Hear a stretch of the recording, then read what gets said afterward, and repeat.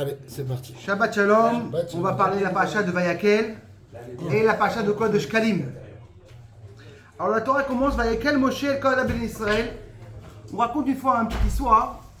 Comment il y avait une personne qui est venue voir son père, il avait 3 enfants. Il a aidé à chaque enfant, il a aidé une belle somme, pour il avait bien aussi.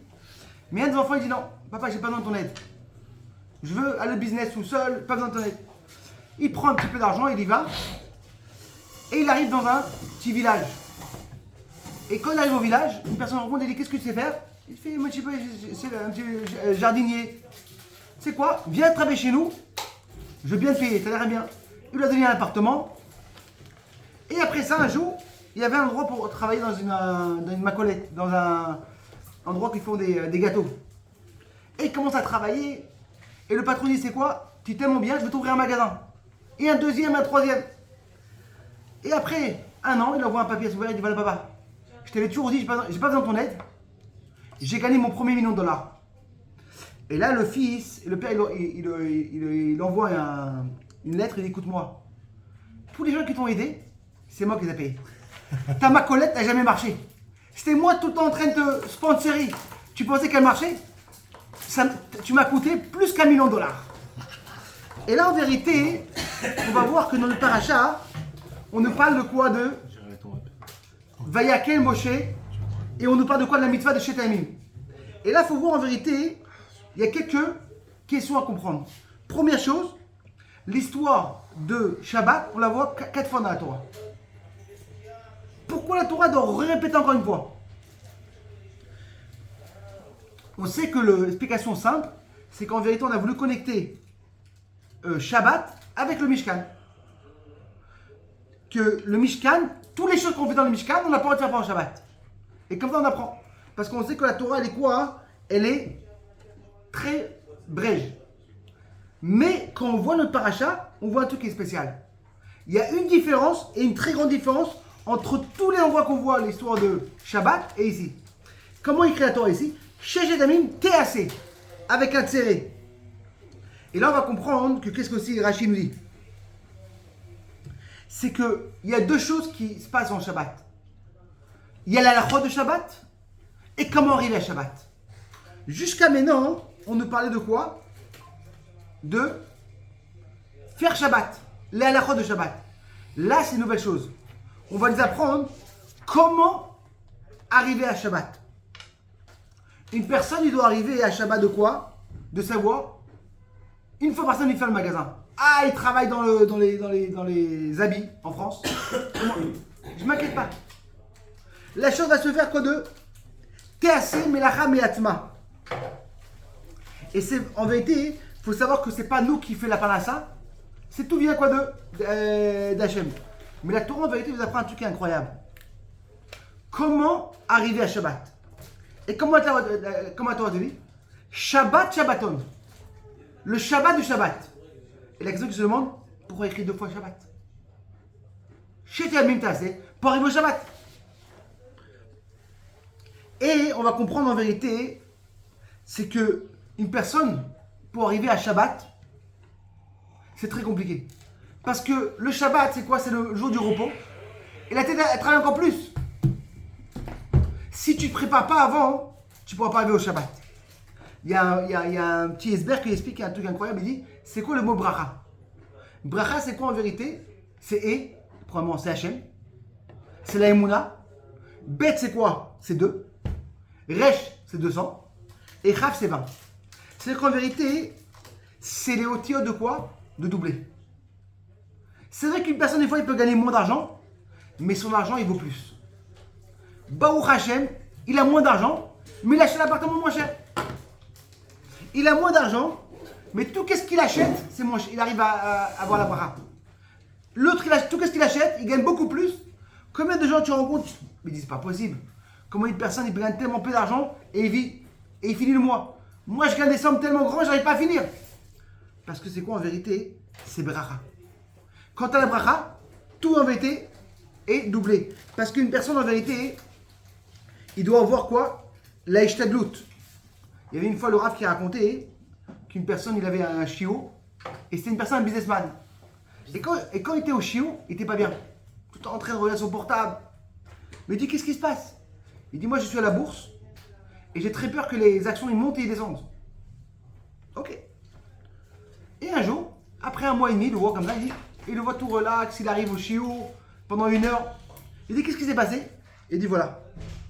Si maintenant, j'ai tellement taroute, j'ai tellement occupé dans les actions, dans le business, j'ai compris que pas pour moi.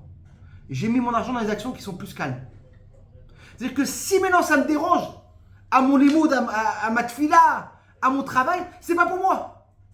Parce que la Torah te dit quoi? Shechet amim, ta'aseh melacha. Elle va se faire de soi-même. Et comme on voit, quand on arrive à la partie de Shkalim, qu'est-ce qui se passe? La Torah te dit? La Torah te dit, tu as dit quoi? Marti de shekel. Et chacun se demande la question, comment tu peux emmener un marti de shekel?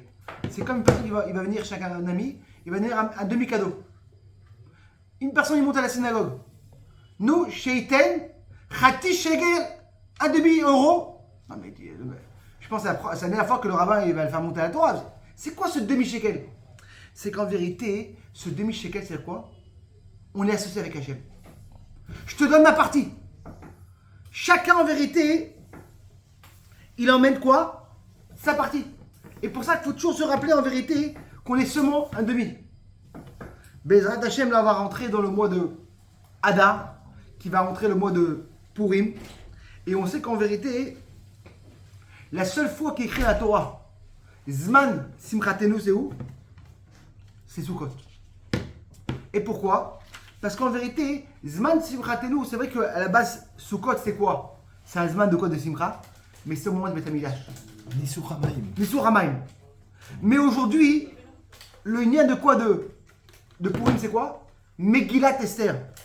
Il n'y a pas écrit le nom d'Hachem. Mais quand tu vois l'histoire, tu vois que tout est tellement exactement, tout est tellement chose parfaite. Et comme nous on voit la paracha de Vayakel Pekoudé, c'est une paracha qui est très longue.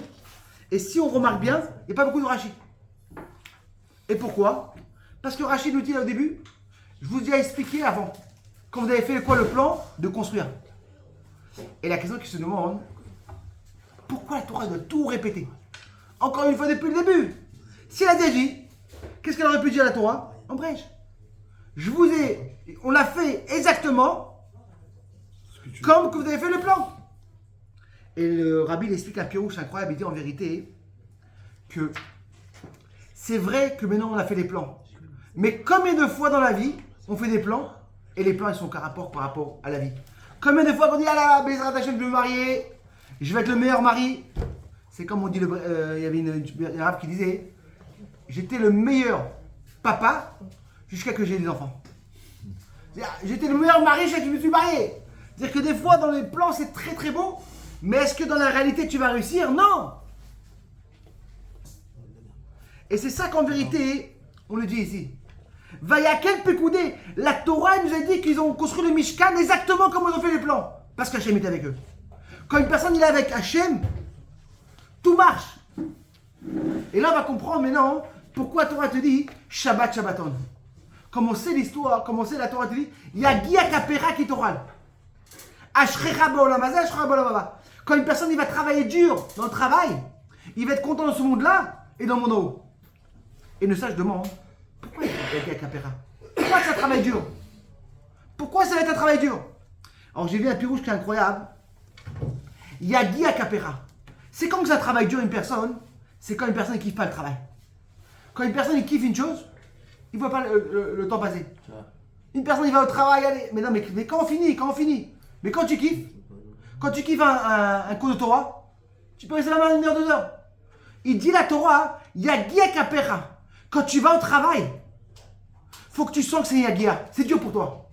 Tu kiffes pas le travail. Ou tu kiffes la Torah, le limoud, la tfila. Et qu'est-ce qui se passe? Et là, tu vas avoir quoi? Tu auras une belle vie. Et qu'est-ce que la Torah dit après? Shechet amim, t'as assez. Quand une personne ne kiffe pas le travail, il dit ah c'est dur le travail. Qu'est-ce qui se passe après? Il aura un vrai Shabbat.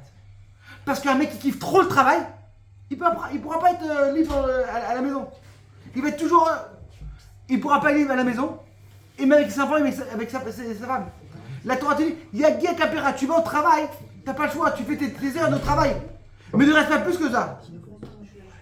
Tu es là en vérité pour avoir la Yagia.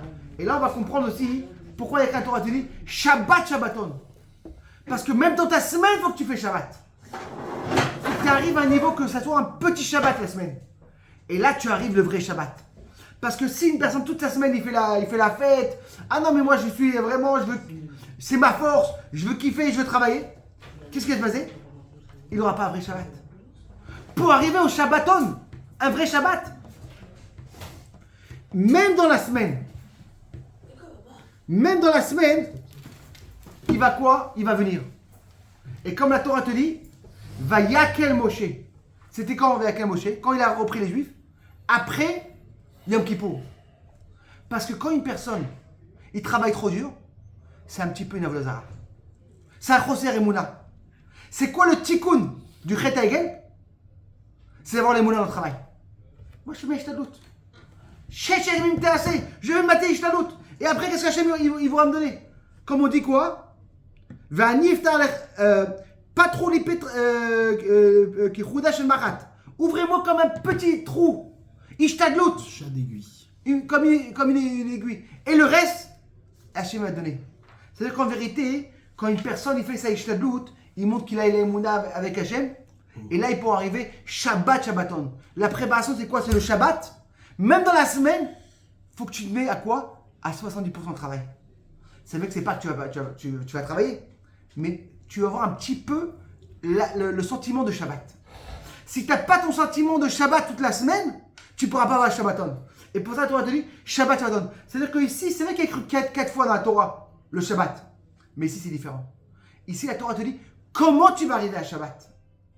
Je vais t'apprendre. C'est très compliqué d'arriver à Shabbat. Parce qu'un vrai Shabbat, c'est comme Hachem te dit. Terrasser, elle va se faire de soi-même.